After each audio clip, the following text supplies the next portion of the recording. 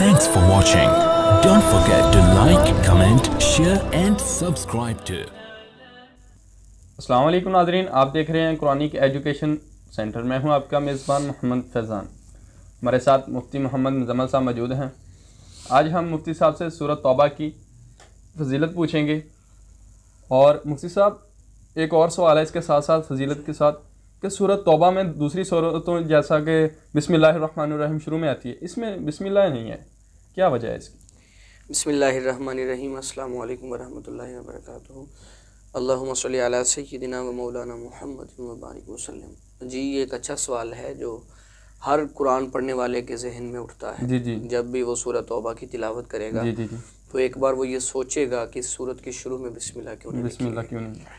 پہلے نمبر پر تو یہ بات یاد رکھیے گا، چونکہ آپ کا جو دوسرا سوال ہے نا، یہ پہلے سوال سے جو ہے وہ پہلے دوسرے کا جواب ہوگا تو پہلا آپ کو آٹومیٹکلی سمجھ آ جائے گا۔ جی سورہ توبہ جو ہے نا، یہ پہلے نمبر پر تو امام رازی بہت بڑے مفسر گزرے ہیں، انہوں نے اس کی وجہ لکھی ہے، اور وہ وجہ سادہ لفظوں میں ایک بیان کرتے ہیں۔ وہ لکھتے ہیں، امام رازی علیہ رحمہ فرماتے ہیں کہ اس سورت کے شروع میں بسم اللہ چونکہ نبی پاک صلی اللہ علیہ وسلم نے خود نہیں لکھوائی، چونکہ پہلے جتنی بھی صورتیں ہیں اللہ کے رسول خود لکھواتے بسم اللہ کا مقصد یہ کیا ہوتا ہے بھلا کہ بسم اللہ کا مقصد ہوتا ہے دو صورتوں کے درمیان فرق کرنے کے لیے بسم اللہ لکھی جاتی ہے۔ ٹھیک ہو گیا؟ مثال کے طور پر سورہ بقرہ اور سورہ آل عمران، ان دونوں میں فرق کرنا ہے، بسم اللہ لکھ دی درمیان میں، وگرنہ تو وہ ایسے ہی چلتی رہے، پتہ ہی نہ چلے کون سی بقرہ اور کون سی آل عمران۔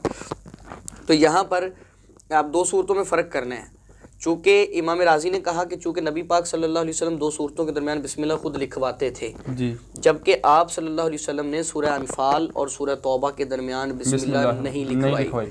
جب آپ صلی اللہ علیہ وسلم نے ہی نہیں لکھوائی تو صحابہ کرام جنہوں نے قرآن کو بعد میں جمع کیا، کتابی شکل دی، مدون فرمایا، انہوں نے پھر چونکہ نبی صلی اللہ علیہ وسلم نے نہیں لکھوائی تھی تو انہوں نے بھی لکھنا گوارا نہیں کیا۔ چونکہ انہوں نے نہیں لکھا تو انہوں نے کہا ہم کیوں لکھے جب آپ صلی اللہ علیہ وسلم نے نہیں لکھا، پہلی وجہ۔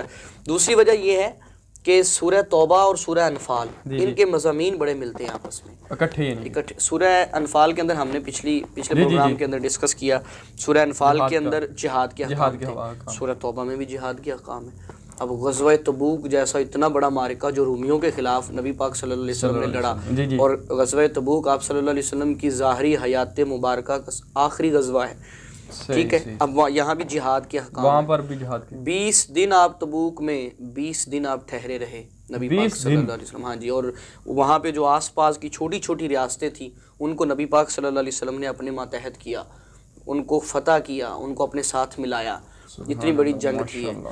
تو کہا کہ چونکہ انفال میں بھی جہاد کا ذکر ہے اور توبہ میں بھی جہاد کا ذکر ہے، چونکہ ملتے جلتے مضمون ہے، اس لیے بسم اللہ کہتے ہیں مفسرین کہ نہیں لکھی۔ بہت بہت شکریہ مفتی صاحب۔ جی تو ناظرین، مفتی صاحب نے بہت ہی پیاری فضیلت بیان کی، اور ہم مسلمان ہیں تو اس لیے کہ ہمیں نا قرآن پاک ضرور پڑھنا چاہیے۔